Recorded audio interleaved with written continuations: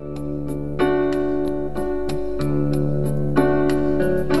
този свят живял човек с осанка на светец. Сам Исус, Синът на Бог, изпратен от Отец.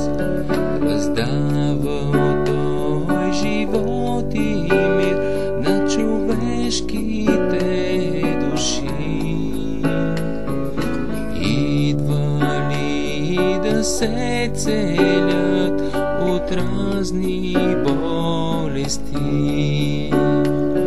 Сам Исус, Синът на Бог, изпратен от Отца, да ни даде живот вече в небеса. Живот вечен за теб и мен, в блаженство и безкрай. Така жела щастлив живот в един небесен рай.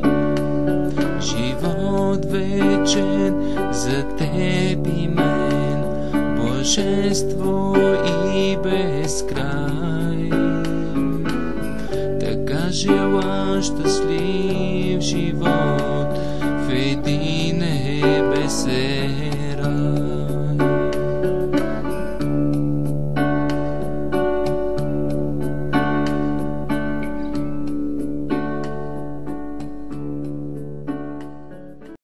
В началото бе Словото, и Словото беше у Бога, и Словото бе Бог. То в началото беше у Бога. Всичко чрез Него стана, и без Него не стана нищо от това, което е станало. В Него бе животът, и животът бе светлината на човеците. И светлината свети в тъмнината, а тъмнината не я схвана. Яви се човек, изпратен от Бога, на име Йоан. Той дойде за свидетелство, да свидетелства за светлината, за да повярват всички чрез Него. Не беше той светлината, но дойде да свидетелства за светлината. Истинската светлина, която осветлява всеки човек, идеше на света. Той бе в света, и светът чрез Него стана, но светът не го позна. У своите си дойде, но своите му не го приеха. А на онези, които го приеха, даде право да станат Божии чада. Т.е. на тези, които вярват в Неговото име, които се родиха не от кръв, нито от плътска поход, нито от мъжка поход, но от Бога. И Словото стана плът и живя между нас, и видяхме славата му, слава като на единородният от Отца, че беше пълно с благодат и истина. Йоан свидетелства за него и викаше: Ето онзи, за когото казах, този, който идва след мене, достигна да бъде пред мене, защото спрямо мене беше пръв. Защото ние всички приехме от неговата пълнота и благодат върху благодат, понеже законът беше даден чрез Моисей, а благодатта и истината дойдоха чрез Исус Христос. Никой никога не е видял Бога. Единородният син, който е в лоното на Отец, той го изяви. И ето свидетелството, което Йоан даде, когато юдеите пратиха до него свещеници и левити от Иерусалим да го попитат: Ти кой си? Той изповяда и не се отрече. Той изповяда: Аз не съм Христос. Тогава що? Илия ли си? И каза: Не съм. Пророкът ли си? И отговори: Не съм. Кой си? За да дадем отговор на уния, които са ни пратили. Що казваш за себе си? Аз съм глас на един, който вика в пустинята: Прав направете пътя на Господа. А изпратените бяха от фарисеите. И попитаха го, като му рекоха: А защо кръщаваш, ако не си Христос? Нито Илия, нито пророкът. В отговор Йоан им каза: Аз кръщавам с вода. Посред вас стои един, когото вие не познавате. този, който идва след мене, на когото аз не съм достоен да развържа ремъка на обувките. Това стана в Витания, отвъд Йордан, където Йоан кръщаваше. Другия ден Йоан вижда Исуса, идеш към него и казва: Ето Божият агнец, който носи греха на света. Този е, за когото казах: след мене идва човек, който достигна да бъде пред мене, защото спрямо мене беше пръв. И аз не го познавах, но за това дойдох и кръщавам с вода, за да бъде той изявен на Израел.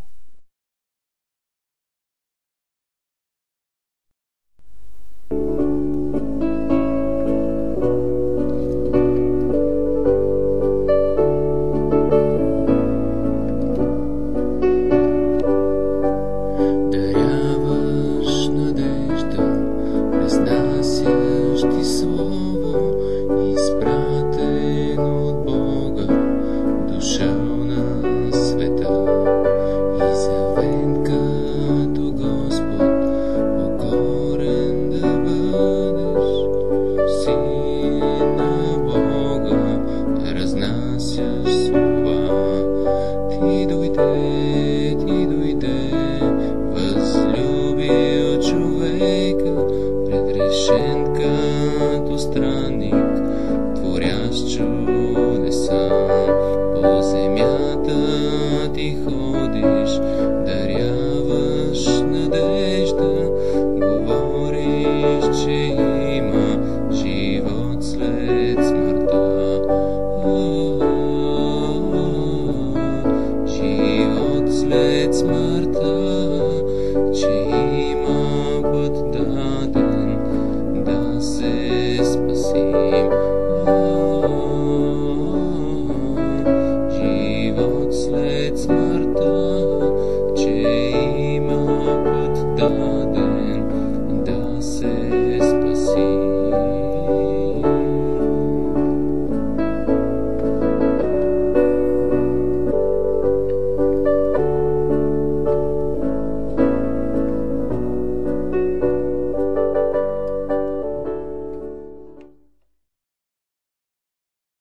И Йоан свидетелствува, казвайки: Видях духа да слиза като гълъб от небето, и той остана върху него.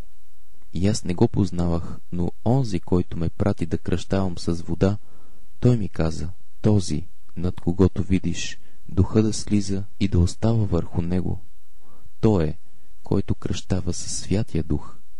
И видях и свидетелствам, че това е Божия син.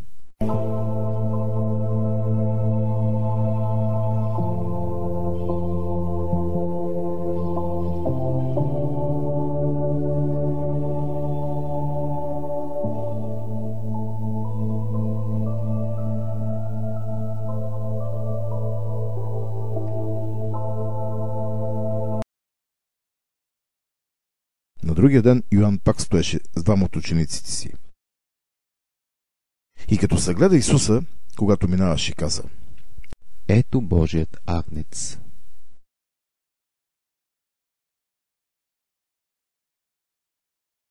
И двамата ученика го чуха да говори така и тръгнаха след Исуса.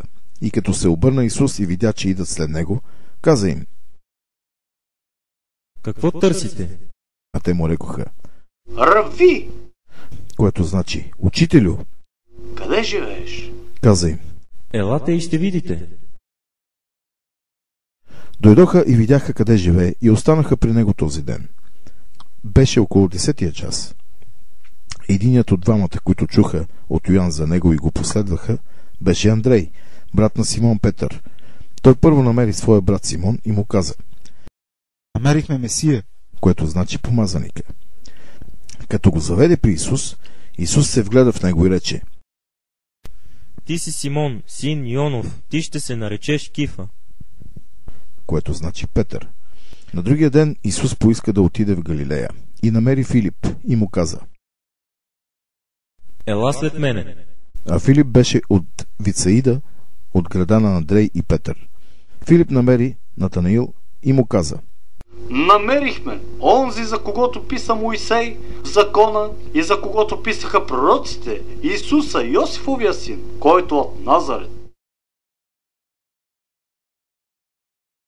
Натаниил му рече: От Назарет може ли да произлезе нещо добро? Филип му каза: Дойди и виж. Исус видя Натаниил да идва към него и каза за него: Ето, истински израелтянин, в когото няма лукавство. Натаниил му каза: Откъде ме познаваш? Исус в отговор му рече: Преди да те повика Филип, видяхте под смокинята. Натаниил му отговори: Учителю, ти си Божият син, ти си цар на Израел. Исус в отговор му каза: Понеже ти казах, че те видях под смокинята, вярваш ли, по-велики от тези неща ще видиш. И рече му: Истина, истина ви казвам, от сега ще видите небето отворено и Божиите ангели да възлизат и слизат над човешкият син.